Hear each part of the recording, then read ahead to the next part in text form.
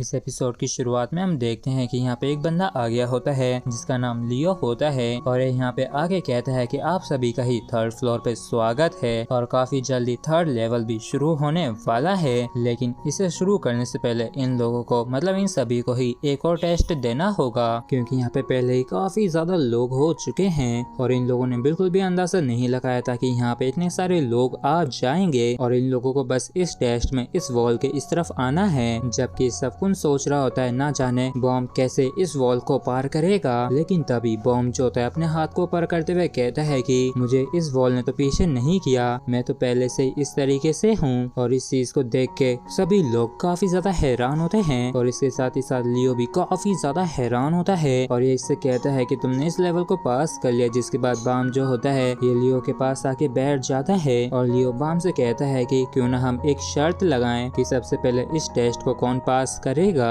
और जो जीतेगा वो सामने वाले से एक क्वेश्चन पूछ सकता है। और इसके लिए बॉम भी मान जाता है और थोड़ी देर ध्यान से देखने के बाद बाम कहता है कि वो जो लड़की है जिसके पास स्वॉर्ड है वही सबसे पहले पास करेगी और इसका जवाब भी एकदम सही होता है क्योंकि यही लड़की सबसे पहले इस टेस्ट को पास करती है। जिसके बाद ये लड़का भी इसे पास कर लेता है। जिसके बाद बाम अपना सवाल पूछता है लेकिन लियो इसके बाद जवाब देता है कि इसे सच में रिचल के बारे में कुछ भी मालूम नहीं है और यहाँ तक कि इसने तो उसके बारे में कभी भी सुना भी नहीं है कि आखिर वो कौन है और न ही अभी तक उसने यहाँ पे पार्टिसिपेट किया है। और तभी लियो देखता है कि वाटर वॉल के उस तरफ जो एक बंदा है वो सभी को काफी परेशान सा कर रहा है और ये लड़का जो होता है ऐसा इसलिए कर रहा था क्योंकि ये नहीं चाहता था कि ये डिस्क्वालीफाई हो, क्योंकि इससे ये टेस्ट पास नहीं हो रहा था, इसलिए इसने अपनी गन को उठा लिया था। इसलिए लियो जो होता है अपनी वाटर पावर का इस्तेमाल करके इस पे अटैक करता है जिसकी वजह से इस बंदे को इस टेस्ट से बाहर जाना पड़ता है। और हम देखते हैं कि बाकी के और भी लोगों ने इस कंपटीशन को पास कर लिया होता है, मतलब टेस्ट को पास कर लिया होता है और जितने भी लोग इस तरफ आ गए थे वो सभी ही अगली फ्लोर के लिए आगे बढ़ रहे थे जो कि एक रेड डोर लेवल होने वाला है। और यहाँ पे आने के बाद बम देखता है कि ऊपर आसमान है और क्योंकि इसने आज से पहले कभी भी आसमान नहीं देखा था इसलिए उनसे पूछता है कि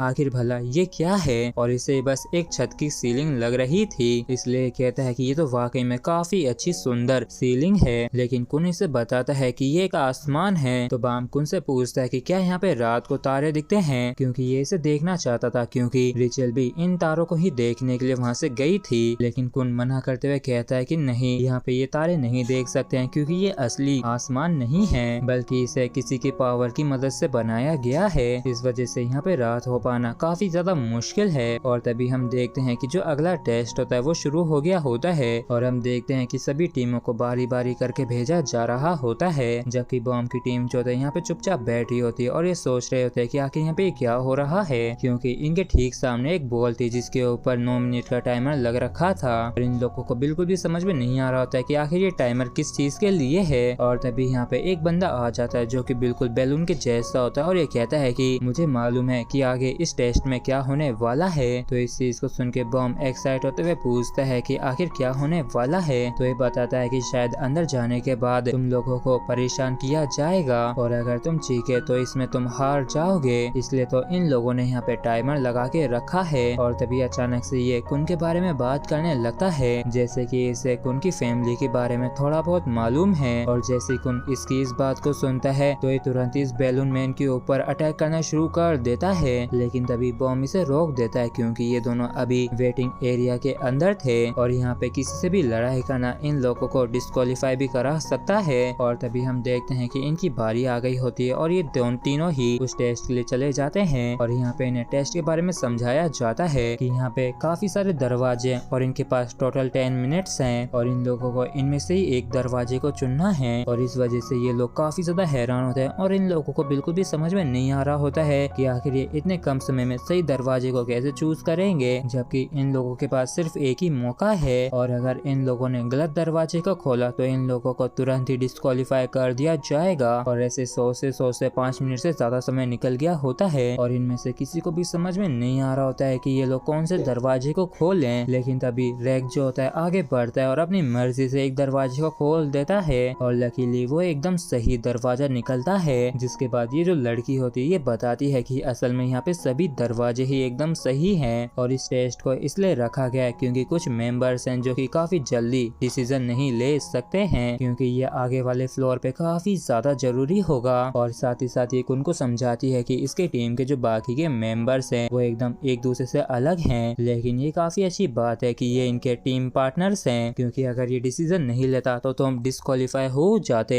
जिसके बाद ये तीनों ही आगे बढ़ते हैं और अगले टेस्ट के लिए आ जाते हैं। जिसके बाद सीन शिफ्ट होकर सेकंड फ्लोर पे आ जाता है, जहाँ पे हम एक ग्रुप को फाइट करते हुए देखते हैं। असल में ये जो ग्रुप होता है ये भी इन लोगों के साथ ही कंपटीशन में पार्टिसिपेट करना चाहता था, और इनके हर एक मेंबर ने हुडी पहन रखी थी, जिसकी वजह से इनमें से किसी का भी चेहरा नहीं दिख रहा था। लेकिन यहाँ पे एक ऐसी लड़की भी थी जिसका चेहरा हल्का हल्का सा दिख रहा था, जो कि बिल्कुल रिचल की तरह ही दिख रही थी। और ये जो खबर होती है ये इन लोगों तक भी पहुँच गई होती है कि ऐसा कोई यहाँ पे ग्रुप आया है जो कि जबरदस्ती इस कंपटीशन के अंदर एंटर करना चाहता है। और ये लोग उस ग्रुप की परफॉर्मेंस को देखने के बाद डिसाइड करते हैं कि उस ग्रुप को भी आगे जाने दिया जाएगा। जिसके बाद हम देखते हैं कि अगला जो टेस्ट होता है वो शुरू होने वाला होता है। और ये जो टेस्ट है ये काफी सिंपल है कि सामने एक सिंहासन है जिसके ऊपर हर टीम का एक ही मेंबर बैठ सकता है, और जैसे किसी भी टीम का एक मेंबर उस पे बैठेगा और उसके ऊपर या उसके पास एक ताज रहेगा, तो बस उसे उस क्राउन को ही प्रोटेक्ट करना है। जबकि बाकी के जो 2 मेंबर्स होंगे वो बाकी की टीम्स को उस ताज को लेने से रोकेंगे। और इस टेस्ट में पार्टिसिपेट करने के लिए सबसे पहले स्टेज पे वही लड़की आती है जिसके पास वही सीरीज वाली स्वॉर्ड है, और इसका नाम इनोक है। और यहाँ पे ये और इसका ग्रुप आ गया था, और इस टाइम पे इनोक ने वो क्राउन पहन रखा था।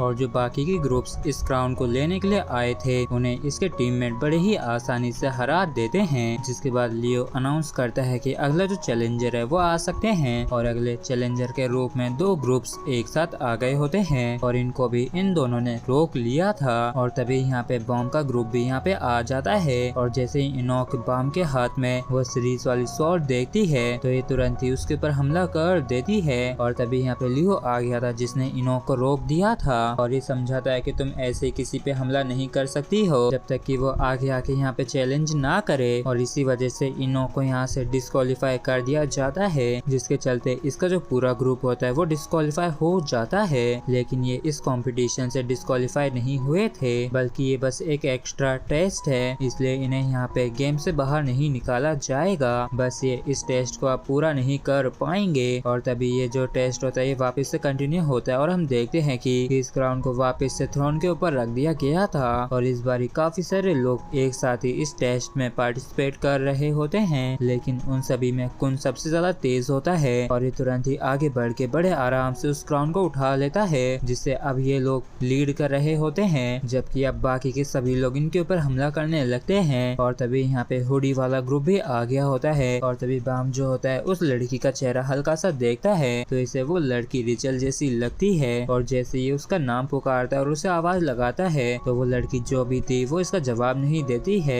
इस वजह से बाम को ऐसा लगता है जैसे कि उसे कोई गलतफहमी हुई है। जिसके बाद हम देखते हैं कि ये जो गेम होता है वापस से कंटिन्यू होता है, और तभी हम देखते हैं कि उनके पास एक ऐसा बैग है जिसके अंदर ये किसी भी चीज की अनलिमिटेड कॉपी बना सकता है। इसलिए तुरंत ही उस क्राउन की कई सारी कॉपी को क्रिएट कर देता है, जिसके बाद इसने सभी को फैला दिया था, और असली वाले क्राउन को इसने बाम को पहना दिया था। और अब बाम जो था वो थ्रोन पे बैठा हुआ था, और अभी सभी लोग ही बाम के ऊपर अटैक कर रहे थे, क्योंकि ये सभी लोग ही जानते थे कि असली वाला क्राउन जो होगा वो बाम के पास ही होगा। और हम देखते हैं कि इनके सामने 3 ग्रुप होते हैं, और इनके अलावा और भी ग्रुप्स हैं जो कि अभी यहाँ पे आए नहीं हैं। और अब क्योंकि यहाँ पे 3 ग्रुप थे तो उनमें से 2 ग्रुप आपस में हाथ मिला लेते हैं क्राउन को साथ मिलके छीनने के लिए, जबकि जो तीसरा ग्रुप था उसने इन दोनों ग्रुप्स के साथ हाथ नहीं मिलाया था। और इससे बाम का जो ग्रुप होता है वो भी लड़ना शुरू कर देता है, जबकि इस तरह वो जो तीसरा ग्रुप था उसने बाकी के 2 ग्रुप से लड़के उन्हें हरा दिया था। और हमें मालूम चलता है कि इस फ्लोर पे जो थर्ड वाला ग्रुप है उन्होंने पहले ही खुन से हाथ मिला लिया था, इसलिए ये लोग पहले से ही दोस्त थे।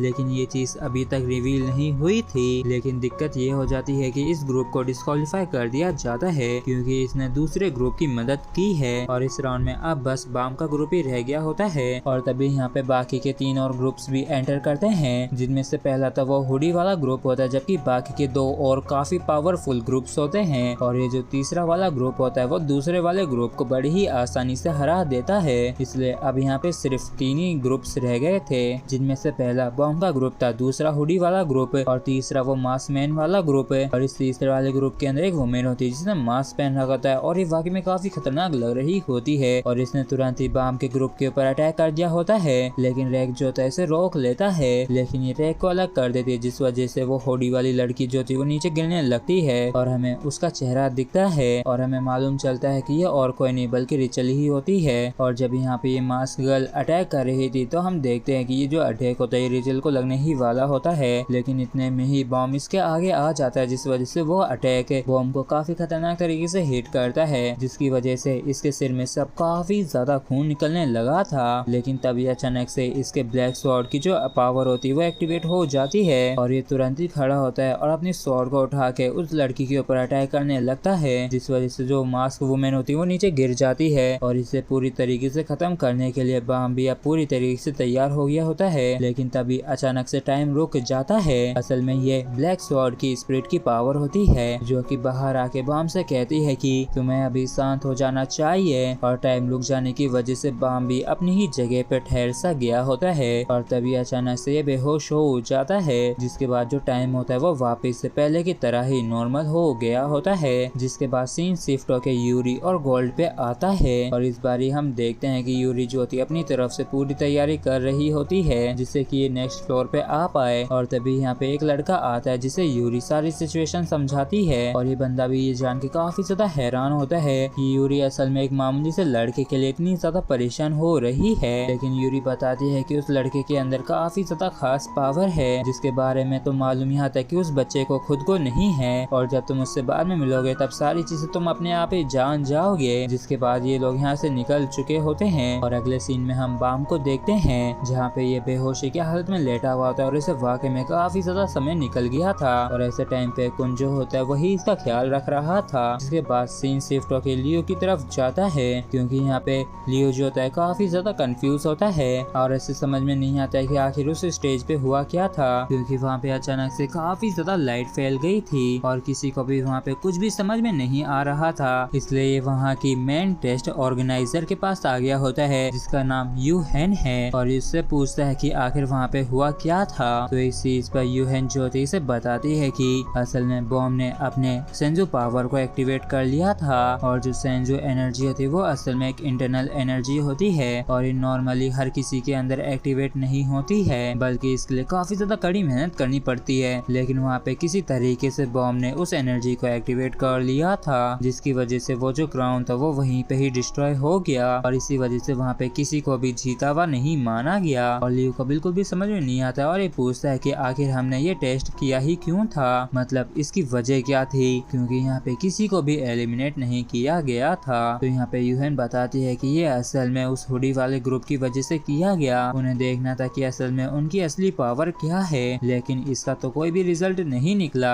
क्योंकि वो जो हुडी वाला ग्रुप था उसने तो अपनी पावर को यूज भी नहीं किया था और उन्हें उस क्राउन के अंदर भी कोई इंटरेस्ट नहीं था और हुडी वाले ग्रुप से इनका मतलब रिचल वाले ग्रुप से होता है। और लियो जितना कुछ यहाँ पे जानना चाहता था उतने सवालों के जवाब यूहेन ने नहीं दिए थे, इसलिए लियो जो होता है ये थोड़े से डाउट में होता है और जब वो यहाँ से जा रहा होता है तब इसे समझ में आता है कि असल में बॉम्ब ने उस सेंजो पावर को एक्टिवेट नहीं किया था बल्कि वो जो सेंजो पावर थी वो खुद इसकी मदद कर रही थी और इस वजह से यूहेन जो होती है काफी हैरान होती है और हर चीजों का जवाब नहीं दे रही है और इसके साथ ही एपिसोड यहीं पे खत्म होता है।